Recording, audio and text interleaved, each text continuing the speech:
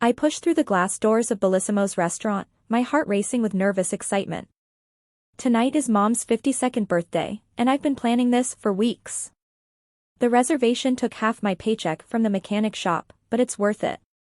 Mom once told me about this place years ago, how she came here on a special date and felt important, sitting at the corner table by the window. I remember every detail because it's one of the few happy memories she's shared with me. The hostess smiles as I approach. Reservation for Monroe, party of 4, 7 o'clock. She checks her computer, nodding. Right this way. But as we round the corner into the main dining room, I freeze. There's Mom, sitting at the corner table I specifically requested. Her face is lit up with that rare, genuine smile I've been chasing my whole life. But she's not alone. Sitting across from her, in what should be my seat, is my cousin Landon. He's laughing loudly, holding a wine glass, looking completely at home. My aunt and uncle fill the other 2 seats. Mom looks up and sees me. Her smile falters for just a second before she plasters on a confused expression. "Oh, honey, we didn't think you were coming. We already filled the table." The words hit me like a physical blow. I stand there, frozen, clutching the wrapped gift I spent 3 weeks' worth of tips to buy. But I made the reservation. I told you I'd be here at 7. Mom glances at Landon, then back at me with an uncomfortable laugh. "You should have told me you weren't serious about attending. When you didn't confirm this morning, I assumed you were too busy with work." I did confirm. I texted her twice yesterday and called this morning. She never responded, but I thought she was just busy. Landon raises his wine glass, the wine I prepaid for, and smirks. "Hey, cuz. Sorry, man. We thought this was a family-only thing." "Family only? I'm her son." The hostess shifts awkwardly beside me, clearly sensing the tension. Other diners are starting to notice.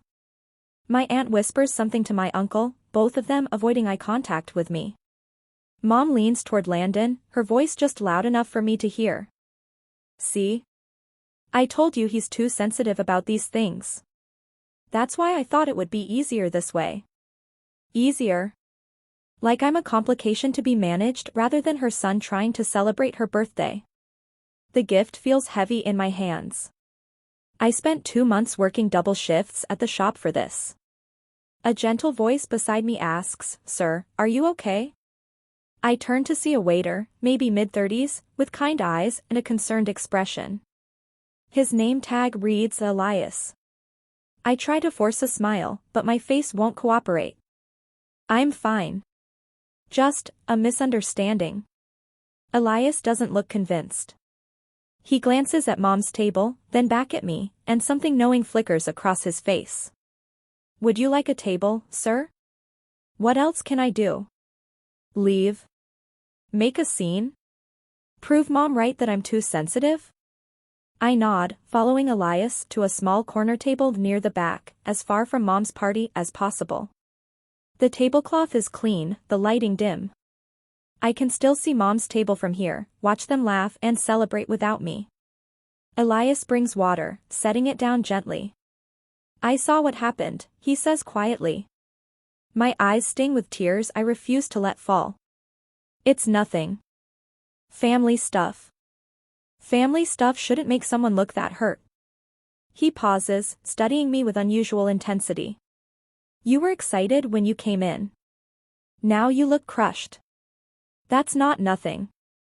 I don't know why, but something about his tone, not pitying, just honest, makes my defenses crack slightly. "I saved for weeks to bring her here. This was supposed to be special."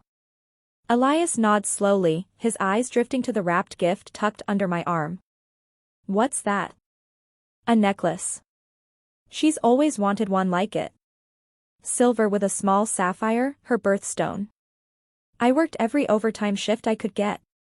"Have you given it to her yet?" "She hasn't even acknowledged I'm here." Elias's jaw tightens slightly, a flash of something, anger? Recognition, crossing his face before he smooths it away.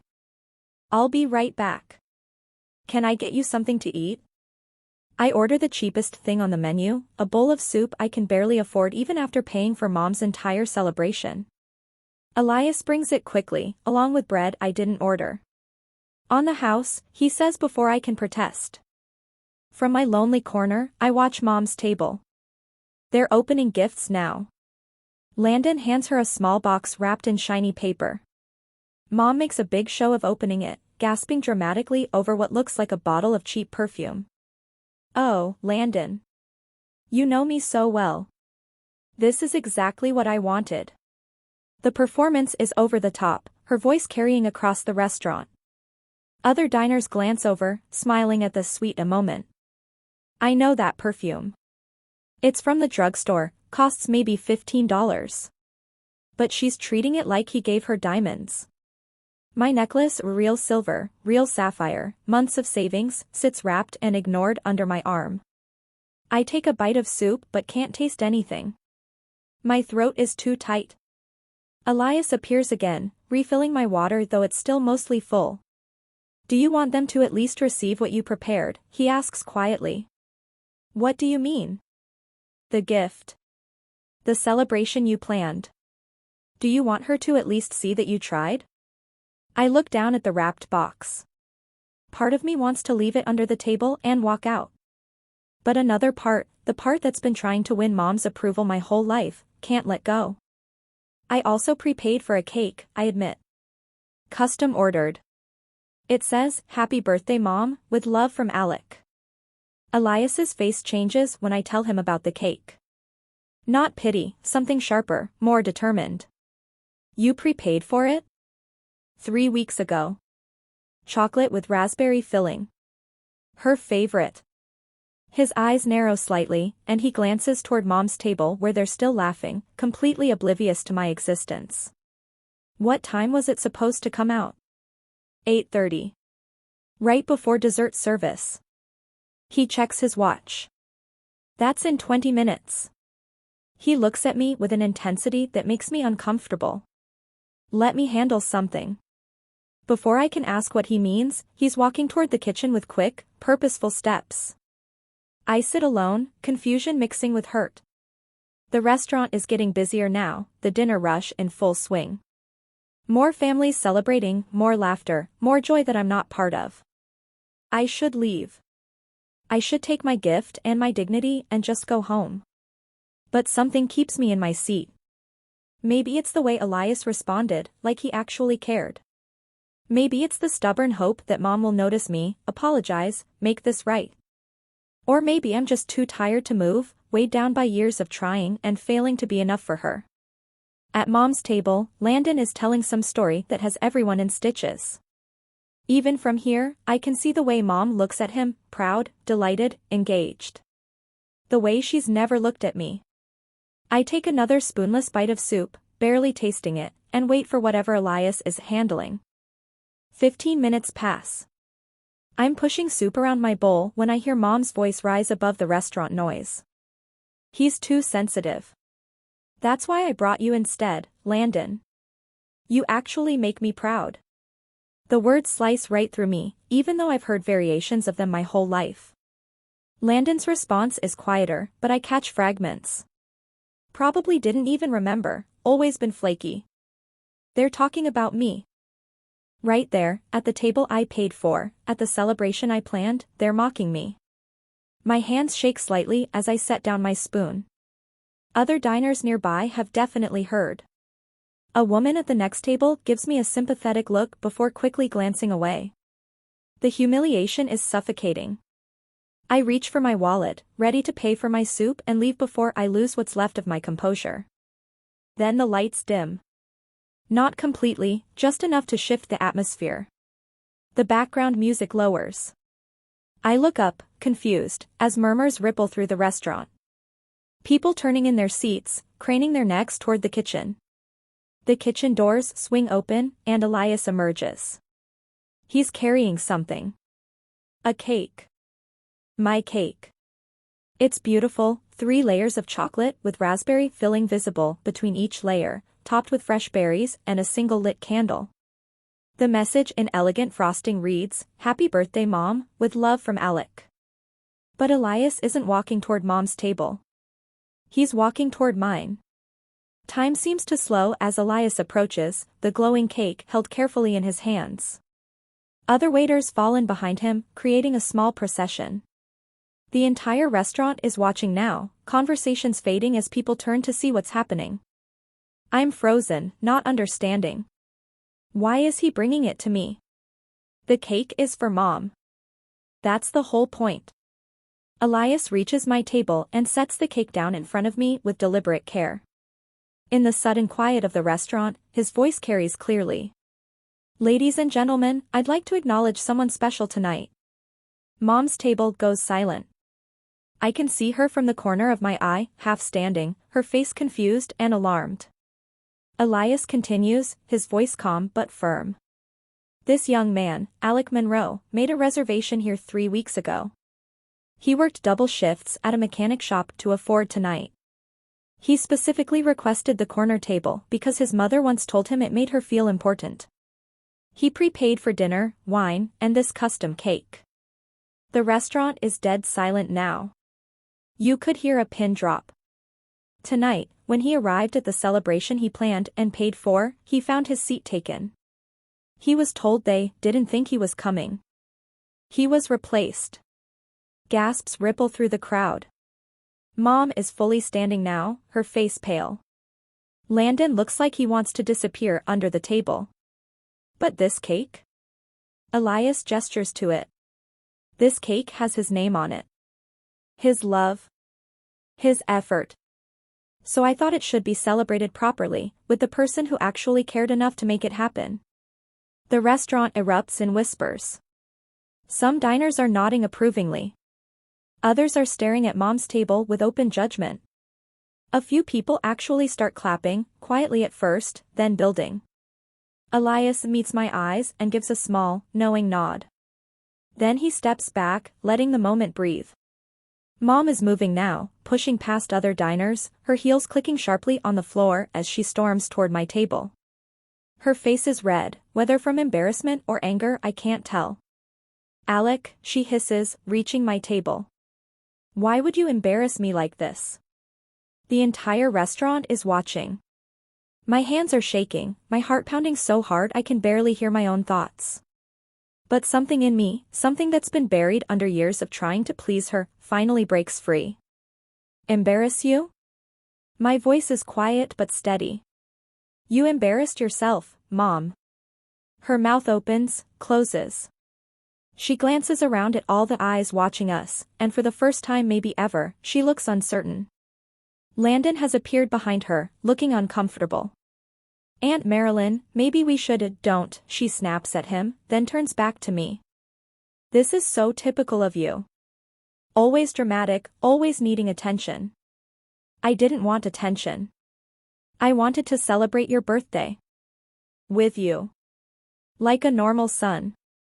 The words hang there, raw and honest. Elias touches my shoulder gently. Sir, if you'd like, we have a private dining room.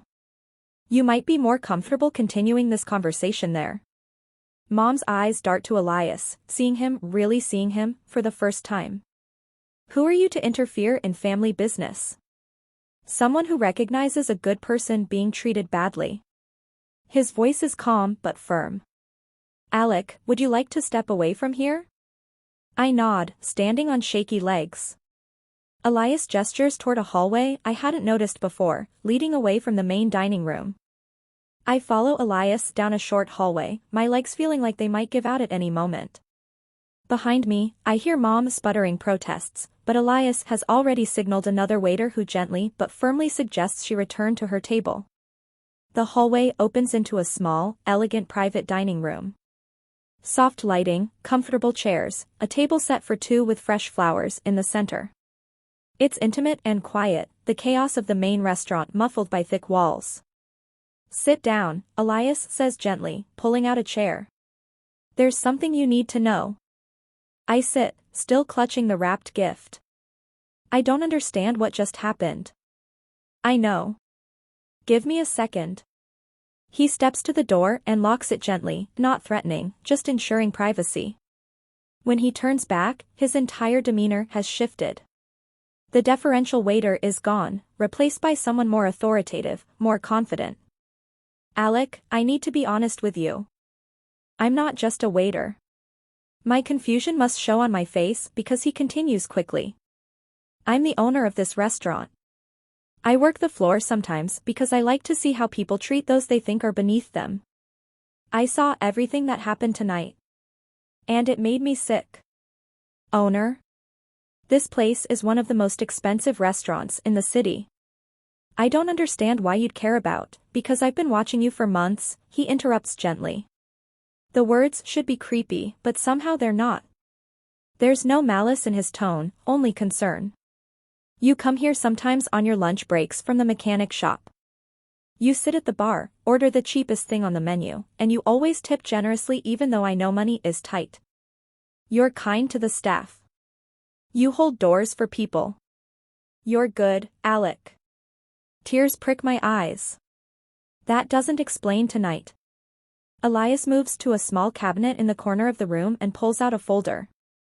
This explains tonight. He slides it across the table to me. My hands shake as I open it.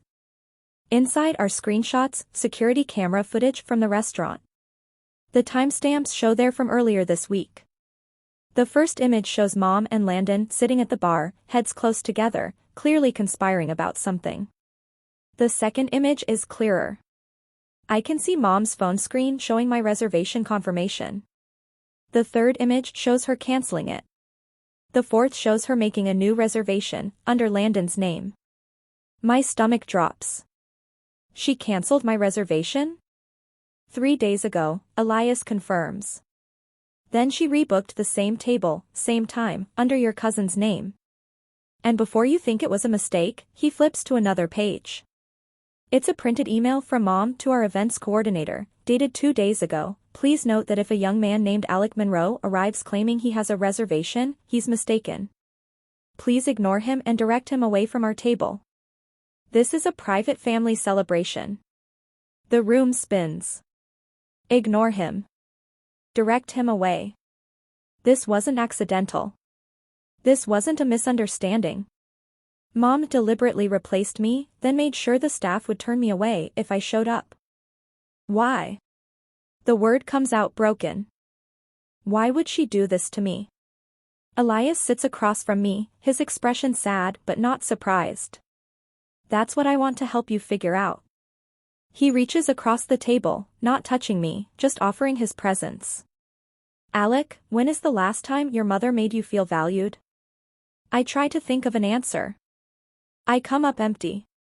She's always been like this, I hear myself saying, the words spilling out before I can stop them. When I was a kid, she'd praise Landon for getting B's and ignore me when I got A's. When I fixed her car for free, she complained it took too long.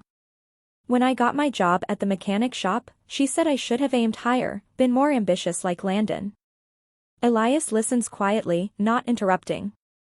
But I thought if I just tried harder, if I was better, if I showed her I cared, she'd see me. Really see me. I laugh bitterly. I worked double shifts for months to afford tonight. I planned every detail. I ordered her favorite cake, picked the table she loved, bought her the necklace she always wanted. And she replaced me with Landon because he's what she wishes you were, Elias finishes gently. The truth of it stabs deep. But that's not about you being inadequate, Alec. That's about her being unable to appreciate what's right in front of her. He slides the folder closed. I need to tell you something else. Something I learned when I looked into your family. My head snaps up. You looked into my family? After I saw how she treated you, yes. I wanted to understand. He pulls out another document. Your mother and Landon's mother, your aunt, they made an agreement years ago. A pact, essentially. What kind of pact? To support Landon as the legacy son of the family. They decided early on that he would be the one to carry the family name forward, to be successful, to make them proud. And you. He pauses, choosing words carefully. You were meant to be the helper. The supporter. The one who works quietly in the background so Landon could shine. The words unlock something in my mind. Suddenly, 1,000 small moments make sense. Why Mom always compared me to Landon. Why she never celebrated my achievements. Why she seemed almost annoyed when I succeeded. I wasn't supposed to shine. I was supposed to make him look better. That's insane, I whisper, but even as I say it, I know it's true. Elias nods. It's more common than you'd think. Families sometimes decide, consciously or unconsciously, to invest all their pride and resources in one chosen child. The others become supporting characters in someone else's story. But why tell me this now? Why does any of this matter? Because you need to understand something crucial, this was never about your worth. You could have been perfect, could be perfect, and it wouldn't matter. Your mother decided who you were supposed to be before you had any say in it. The weight of this truth settles over me like a heavy blanket. Years of trying, of failing, of wondering what was wrong with me, and it was never about me at all. How do you know all this? I ask. Elias's expression softens. Because I lived it. My family had the same dynamic. I was the overlooked one, the one who was supposed to support my golden child brother. I worked myself to exhaustion trying to earn their approval. What changed? I stopped asking for it. I built my own life. This restaurant? I started it from nothing after my family told me I'd never amount to anything. They laughed when I said I wanted to own a business. He gestures around the elegant room. Now they beg me for money and try to claim credit for my success. Understanding dawns. That's why you care. You see yourself in me. I see who you could become if you stop chasing validation from people who will never give it. A knock at the door interrupts us. Urgent, insistent. Elias sighs. That's probably your mother. The knocking intensifies, followed by raised voices. We can hear Mom shouting something about family emergency and demanding to see me. Elias stands, his expression hardening. Do you want to face her right now? I think about it. Part of me wants to hide in this room forever. But another part, maybe the part that's finally starting to understand I deserve better, knows I need to confront this. Yes. Elias nods approvingly. Then let's do this properly. He opens the door. Mom is there, red-faced and angry, with Landon hovering behind her looking extremely uncomfortable. The restaurant manager is trying to calm her down, but she pushes past him the moment the door opens. Alec, this is ridiculous. You're causing a scene, embarrassing the entire family, stop. My voice is quieter than hers, but something in my tone makes her pause. You canceled my reservation. You replaced me with Landon. You told the staff to ignore me if I showed up. Don't talk to me about embarrassment. Her face flushes deeper. That's not, you're twisting things, I have the emails, Elias says calmly, holding up his phone. The security footage. The conversation with our staff. Would you like me to show your son the part where you and your sister laughed about him being too desperate for attention? Mom's mouth opens and closes. Landon takes a step back, clearly wanting no part of this. Alec, honey, Mom's voice shifts, becomes pleading. You're taking this the wrong way. I just thought Landon would be easier company. You're always so intense about these things. I didn't want drama. You didn't want drama, so you created it? I was trying to have a nice birthday. By excluding your son? The words from Elias are sharp. By humiliating him in public? By taking his money and his effort and giving the credit to someone else? Mom turns on him. Who the hell do you think you are? The owner of the establishment you're currently making a scene in. And the person who's going to ask you to leave if you continue. The threat hangs in the air. Mom looks between Elias and me, seeming to realize she's losing control of the narrative.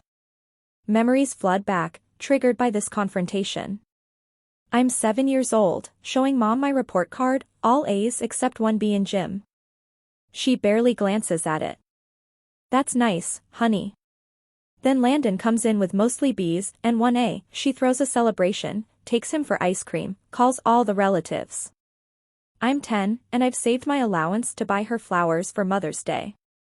She thanks me absently, then gushes for an hour about the card Landon made her, a simple crayon drawing she frames and hangs in the living room. I'm 13, winning the school science fair. She's too tired to attend the ceremony. But she drives 2 hours to watch Landon play in a mediocre basketball game the same day. I'm 16, getting my first job to help with bills. She tells me I should focus more on school, be less concerned with money, be more well-rounded, like Landon, who doesn't work at all. I'm 19, fixing her car's transmission for free. She complains it took me a whole weekend. Then she pays a mechanic to check my work, because she doesn't trust that I did it right. Every memory is a small cut. Individually, they're just moments. Together, they form a pattern that's impossible to ignore. Elias is watching me, and somehow he seems to understand the internal reckoning happening. You see it now, don't you? He asks softly. It was never about you not being enough.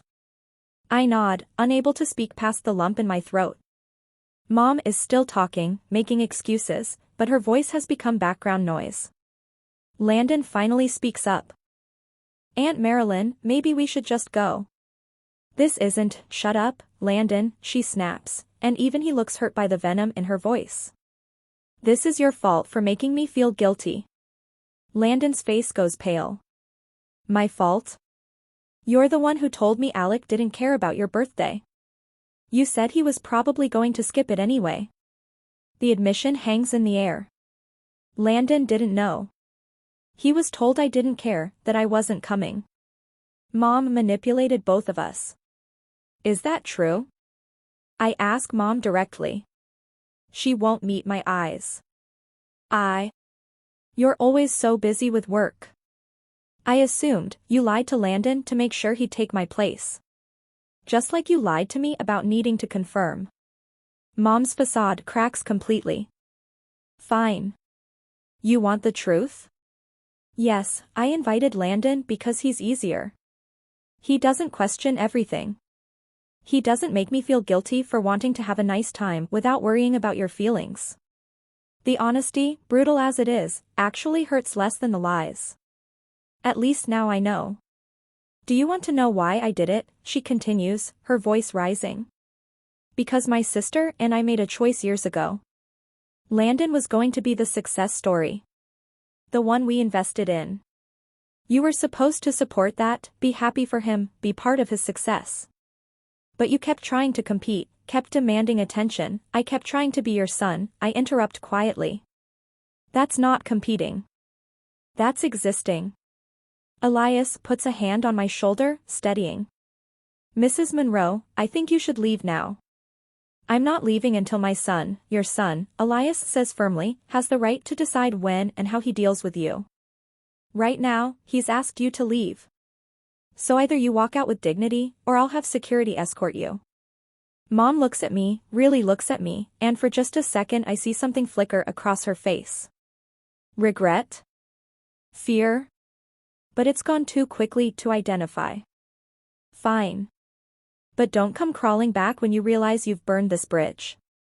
With that, she turns and storms out. Landon lingers. Alec, I really didn't know. I'm sorry. It's not your fault, I tell him, and I mean it. She used both of us. He nods, looking miserable, and follows Mom out. The door closes behind them, and suddenly I can breathe again. Elias guides me back to the chair. How are you doing? I don't know. My voice sounds distant, disconnected. I think I just ended my relationship with my mother. No, Elias corrects gently. She ended it years ago. You just stopped pretending it existed. The truth of that statement settles over me. He's right. I've been performing in a one-sided relationship, playing the role of dutiful son while Mom treated me like an inconvenient obligation. What now? I ask. Now you decide. Do you want to keep chasing approval from someone who will never give it? Or do you want to build a life where you're actually valued? I don't know how to do that. Elias smiles. Yes, you do. You've been doing it all along, you just did it for the wrong people. He reaches into his jacket and pulls out an envelope. I wasn't planning to do this tonight, but the timing feels right. What is it? A job offer. My head snaps up. What? I've been watching you for months, Alec. The way you treat people, the way you work, your character. I need someone like you in my restaurant. Not as a waiter, as assistant manager. Someone who can lead with integrity. I stare at him. You're serious? Completely. The pay is triple what you make at the mechanic shop.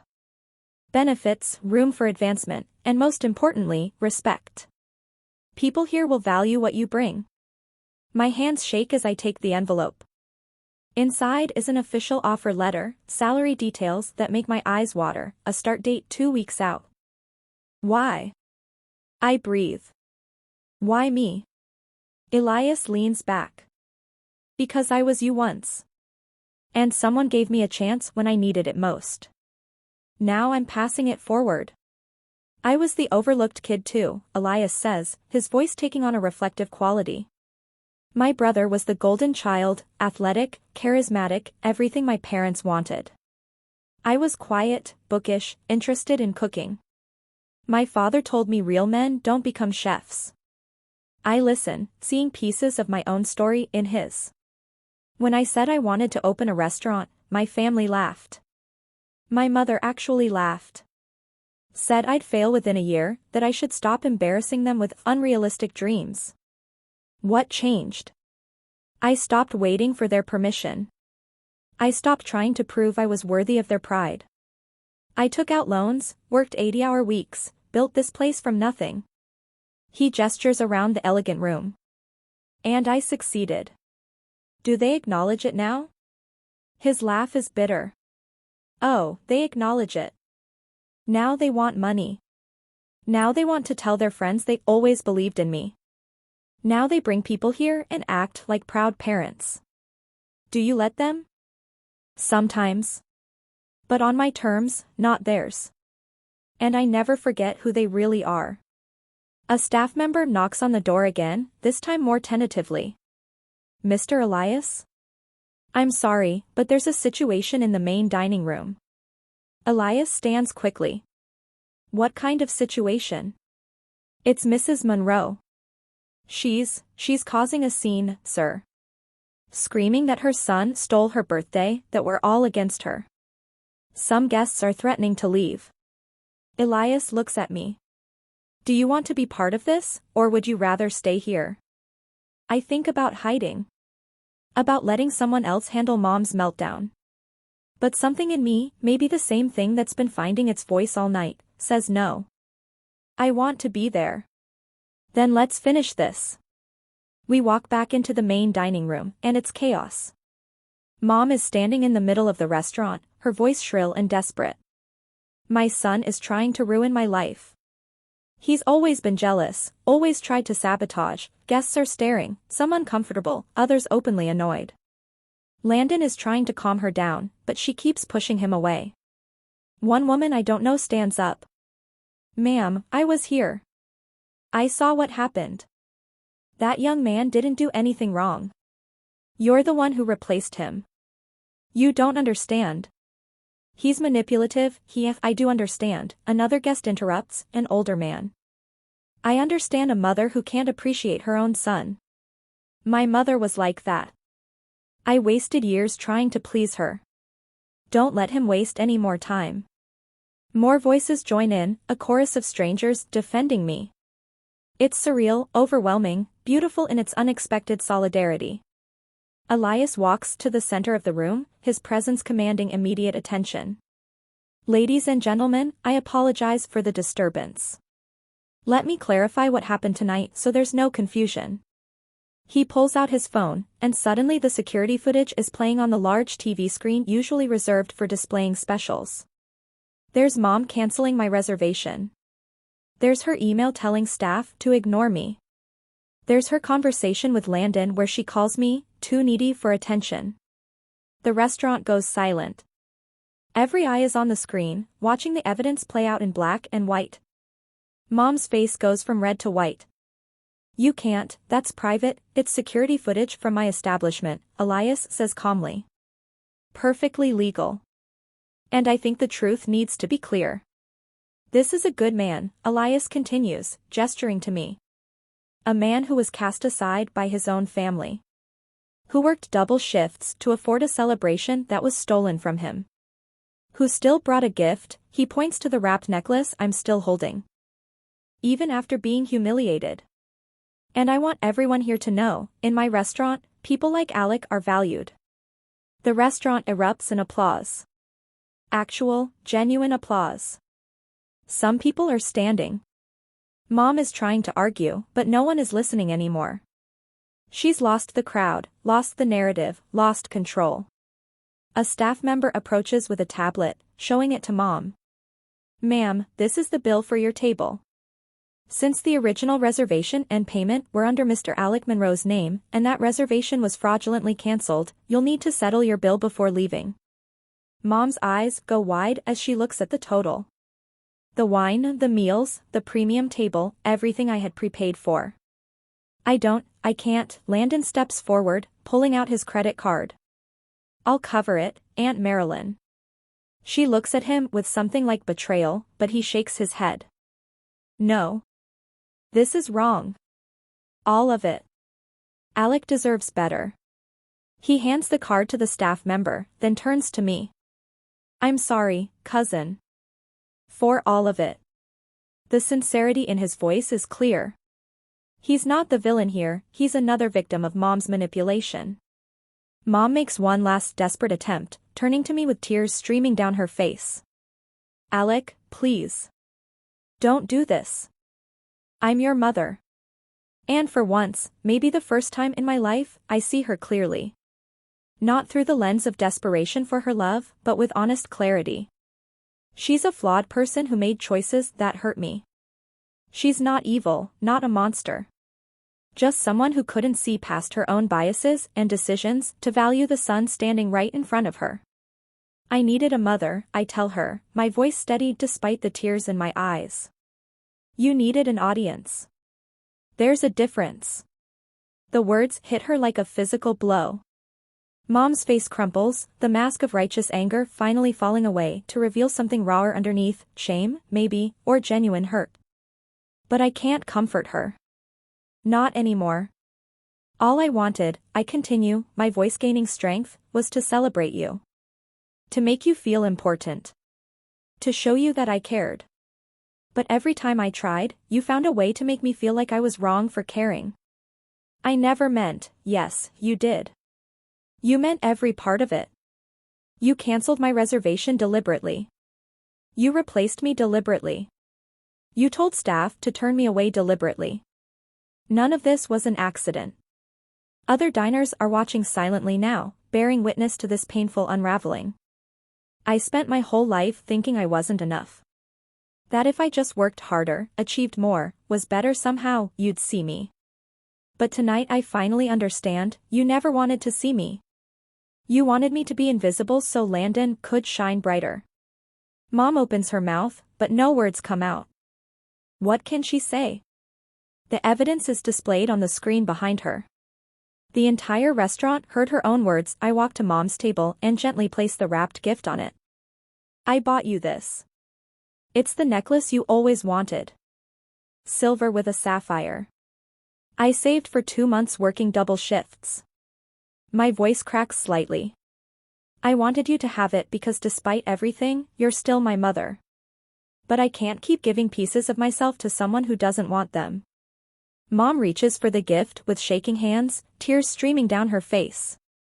Alec, please, I'm done chasing you, Mom. I'm done begging for scraps of affection. I'm done being the problem you need to manage instead of the son you should love.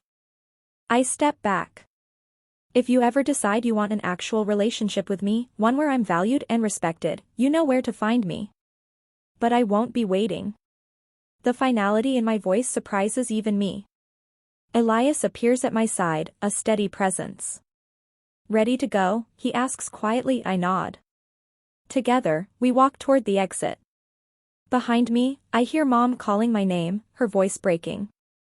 Every instinct screams at me to turn back, to comfort her, to fix this. But I keep walking. For the first time in my life, I choose myself. We step outside into the cool night air. The sounds of the city, traffic, distant music, people talking, feel oddly comforting after the intensity of the restaurant. My legs feel weak, and I lean against the building, trying to process everything that just happened. You did good in there, Elias says, standing beside me. I just destroyed my relationship with my mother. No. You set boundaries with someone who never respected you. There's a difference. I want to believe him, but guilt is already creeping in. The lifetime conditioning of putting Mom's feelings before my own doesn't disappear just because I finally stood up for myself. We stand in silence for a moment. Then I hear footsteps running toward us. I turn to see Mom pushing through the restaurant doors, her face blotchy from crying, makeup ruined. Alec, wait. Please, don't leave. I'm sorry. I'm so sorry. I straighten up, steeling myself for whatever comes next. Sorry for what, exactly? For tonight. For everything. For not being the mother you deserved. The admission catches me off guard. It's the first time she's ever acknowledged failing me. Please, she continues, reaching for my hand. Don't leave me. We can fix this. I can do better. I promise. I look at her, really look at her. She's scared. Genuinely scared of losing me. But is it because she actually values me, or because she's losing control? I needed you to see me, I say quietly. My whole life, I needed you to see me. But you only see me now because I'm walking away. That's not true. It is. You didn't care when I was begging for your attention. You care now because I stopped begging. That she's crying harder now, and part of me, the part that's been programmed to comfort her, wants to cave. But Elias's hand on my shoulder reminds me to stay strong. Mom, I can't do this right now. Maybe someday we can rebuild something. But not tonight. Not like this. But you're my son, Mom whispers, her voice broken. You can't just leave. Watch me. The words come out harder than I intend, but they're honest. For 22 years, I've molded myself to fit her expectations, and it was never enough. I'm done with that version of myself. Alec, please. I gently pull my hand free from her grip. If you want to reach me, you have my number. But I need space. I need time to figure out who I am without constantly trying to earn your approval. Mom looks like I've struck her. Behind her, Landon appears in the doorway, uncertain whether to approach. I give him a small nod. He's not my enemy. He nods back, understanding. Elias opens his car door. Come on. Let me drive you home. I climb in, and as we pull away from the curb, I watch Mom standing on the sidewalk, looking smaller and more lost than I've ever seen her. The guilt tries to grab me, but I push it away. I didn't cause this. I just stopped enabling it. The drive is quiet. Elias doesn't push me to talk, just lets me process. When we reach my apartment building, he turns to me. The job offer still stands. Take a few days to think about it, but I meant every word. You deserve to be somewhere you're valued. Thank you. For everything tonight. You didn't have to do any of that. Yes, I did. Because nobody did it for me when I needed it. I don't want you to spend the next decade of your life wondering if you're the problem. You're not.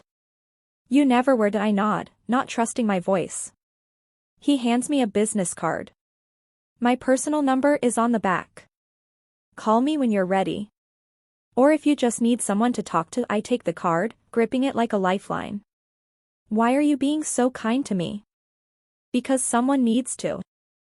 And because I see myself in you, the person I was before I realized my worth wasn't determined by people who refused to see it. Over the next few weeks, my life shifts in ways I never expected. I accept Elias's job offer and give my 2 weeks' notice at the mechanic shop. My boss is disappointed but understanding. You've got something better lined up, he asks. I nod. Something that values what I bring. Starting at the restaurant feels surreal. I'm not scraping by on tips anymore. I have a salary, benefits, respect. The staff treats me like I belong. Elias becomes more than a boss, he's a mentor, teaching me about business, leadership, and most importantly, self-worth. The key, he tells me one afternoon, is surrounding yourself with people who celebrate your wins instead of people who resent them. I'm learning what that feels like. Sarah, one of the servers, brings me coffee without being asked. Marcus, the head chef, asks my opinion on new menu items. Even the dishwashers greet me warmly. This is what it's like to be valued. Mom has tried to contact me several times. Text messages that range from apologetic to angry to pleading. I raised you better than this. You're breaking my heart. How can you be so selfish? Each message hurts, but I don't respond. Elias warned me this would happen, that people who lose control often escalate before they accept reality. She'll either learn to respect your boundaries, he said, or she'll prove that she never really wanted a relationship with you, just control over you. Then, on a Tuesday afternoon exactly 3 weeks after the birthday disaster, I receive a letter in the mail. The return address is Mom's. My hands shake as I open it. Inside is a single piece of paper. But it's not an apology. It's an invoice. The letter is typed, formal, cold. Dear Alec, given our recent disagreement and your decision to cut ties with your family, I'm formally requesting reimbursement for expenses incurred during your upbringing. This includes, but is not limited to, estimated food costs, housing expenses, educational materials, and general care from birth to age 18. Total amount owed, $47,000. Please remit payment within 30 days to avoid legal action. Sincerely, Marilyn Monroe. I read it 3 times, each time feeling a different emotion. First, disbelief. Then, hurt. Finally, something close to dark humor. She's billing me for being her son. I take a photo of the letter and send it to Elias with a single text, "You were right about the escalation." His response is immediate, "Holy hell. That's a new low. Are you okay?" I sit with the question. Am I okay? Surprisingly, yes. Because this letter, as cruel and absurd as it is, proves everything Elias said. Mom doesn't want a relationship. She wants control, or compensation, or revenge for losing that control. I fold the letter carefully and place it in a drawer. I won't respond. I won't engage.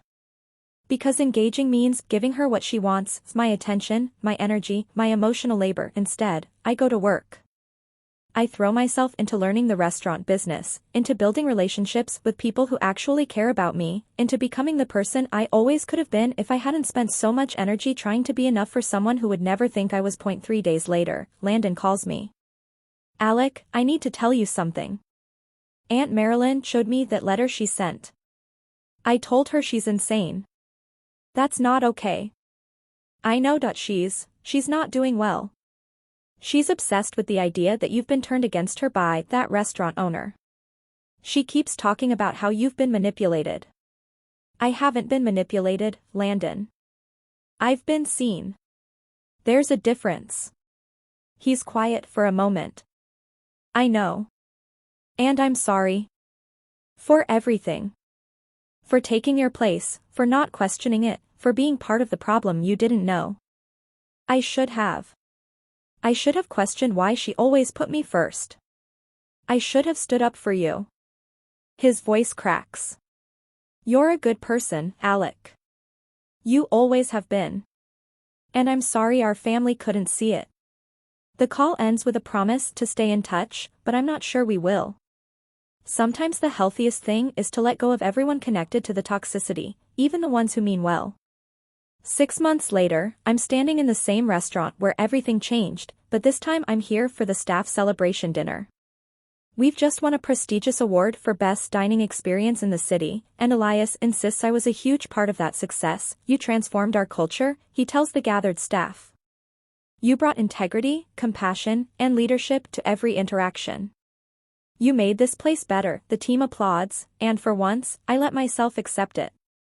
Let myself believe it. After dinner, I'm alone in the main dining room, looking at the corner table where Mom sat that night. A hostess approaches with an envelope. This was dropped off for you earlier. The woman said she was your mother. My stomach tightens. Another invoice? Another guilt trip? I open it carefully. Inside is a check for $47,000, the exact amount she billed me for raising me. And a short note in her handwriting, "Alec, I can't believe I sent you that letter. I was angry and hurt and stupid. I'm not asking for forgiveness because I don't deserve it. But I want you to have this. It's not enough, but it's a start. I'm getting help. Therapy. Trying to understand why I treated you the way I did. No excuses, just trying to be better at I love you. I always have, even when I couldn't show it right, Mom. I stare at the check and the note for a long time. Is it enough? Does it fix anything? No. But it's something. I fold the check and tuck it into my pocket. I'll cash it and donate it to a charity for kids from broken homes. It feels right, taking something meant to cause pain and turning it into something that helps others. Elias appears beside me. Everything okay? Yeah. I smile, and it's genuine. Everything's actually okay. He cuts 2 slices of chocolate cake, the same kind I ordered for Mom's birthday, and we sit at a table together. You know what the best part about all this is? Elias asks, what? You didn't become bitter. You didn't let what happened turn you cruel. You took the pain and used it to become kinder, stronger, better. I think about that. About the person I was 6 months ago, desperate for approval, willing to sacrifice anything for scraps of affection. About the person I am now, valued, respected, building a life on my own terms. Damn, why Mom replaced me, I say quietly. But life brought me back louder. Elias raises his glass of water. To being replaced, and to choosing yourself instead. We clink glasses. Around us, the restaurant hums with life, with people celebrating, with joy and connection and all the things I once thought I'd never have. I take a bite of cake. It's perfect, sweet, rich, exactly what I needed, and for the first time in my life, I'm not waiting for someone else to celebrate me. I'm celebrating myself.